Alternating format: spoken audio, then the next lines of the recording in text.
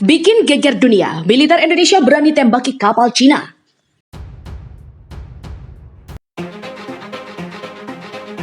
Sampai saat ini di sana ada Gus Purla, gugus tempur laut di sana, dan kantornya sudah saya pindah di sana.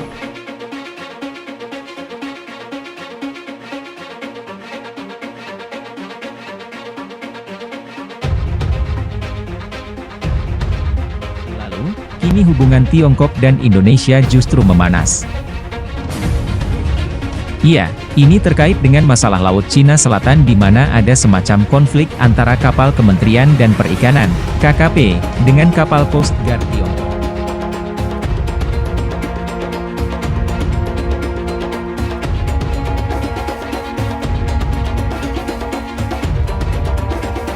Tindakan militer Indonesia yang melepaskan tembakan ke arah kapal Cina di Natuna, Kepulauan Riau menjadi pembicaraan hangat.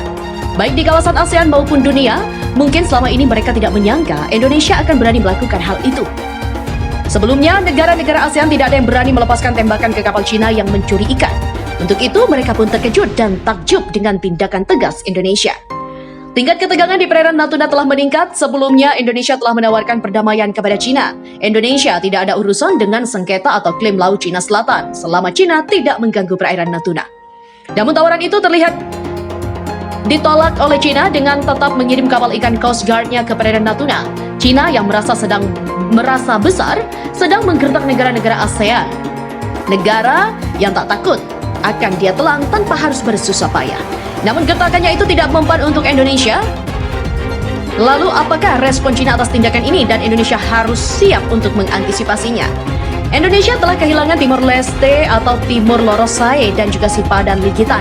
Apakah NKRI akan kembali menciut dengan memberikan perairan Natuna kepada Cina? No way! Kalau kita tidak menangkap kapal pencuri ikan dari Cina di Laut Natuna berarti kita tidur, kata Panglima TNI Jenderal Gatot Nurmantio. Menteri Luar Negeri Retno Marsudi juga telah angkat bicara bahwa urusan Laut Cina Selatan bukan persoalan politik, namun persoalan hukum yang harus dituntaskan. Retno menjelaskan, tidak ada kawasan tumpang tindih atau overlapping claim soal Natuna antara Indonesia dengan Cina sebagaimana diklaim oleh pemerintah Cina. Posisi Indonesia jelas, wilayah itu masuk Indonesia. Hal ini menurut Tiongkok, kalau kita di posisi kita itu jelas. Sementara kapalnya ditembak di Natuna, Cina klaim 1 orang terluka. Kementerian Luar Negeri Cina mengklaim kapal nelayannya yang ditembak Angkatan Laut Indonesia di perairan Natuna menyebabkan 1 orang terluka. Sebagaimana dikutip dari Associated Press pada Senin, pernyataan mengenai terlukanya 1 nelayan tersebut diposting oleh Kemlu Cina di situs resmi mereka. Pernyataan tersebut muncul bersamaan dengan tanggapan Cina yang menyalahkan Indonesia atas ditembaknya kapal nelayan mereka yang diduga sedang melakukan illegal fishing di wilayah perairan Natuna. Pihak Kemlu Cina juga menuturkan bahwa nelayan yang terluka akibat insiden tersebut sudah dibawa ke Pulau Hainan untuk menjalani perawatan dan saat ini sudah berada dalam kondisi stabil.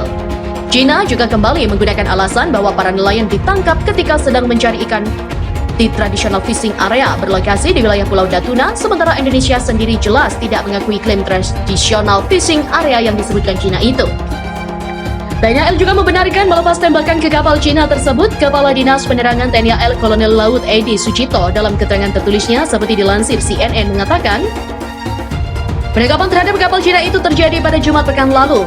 Saat itu kapal perang atau KRI Imam Bonjol 383 yang sedang berpatroli di Natuna menerima laporan intai udara maritim yang berbunyi ada 12 kapal ikan asing yang melakukan aksi pencurian ikan di Natuna.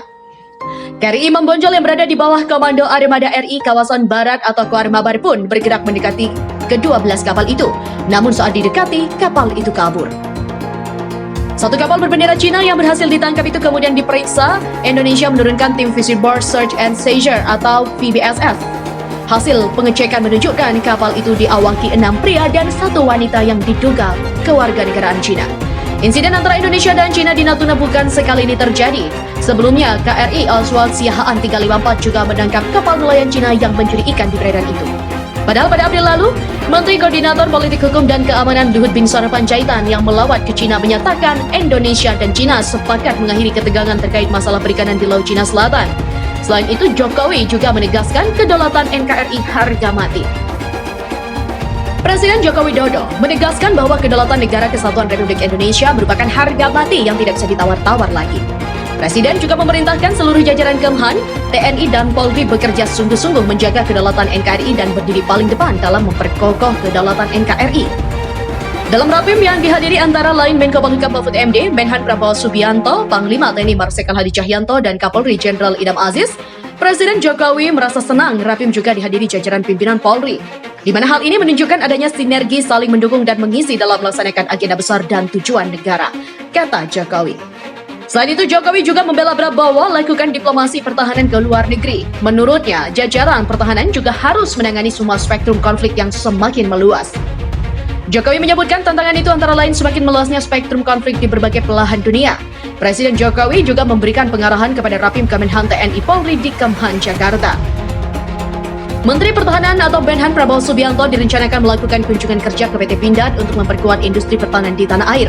Tak hanya Prabowo, Wakil Menteri Pertahanan Wahyu Sakti Trenggono juga dijadwalkan hadir di perusahaan industri yang bergerak di bidang produk militer itu.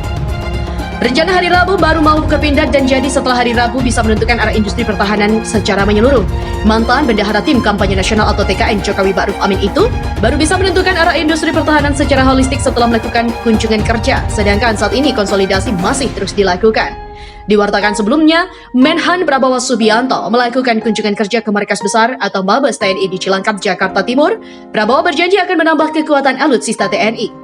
Perkuatan sistem alutsista TNI, Prabowo juga mantapkan kerjasama dengan pertahanan Indonesia Perancis.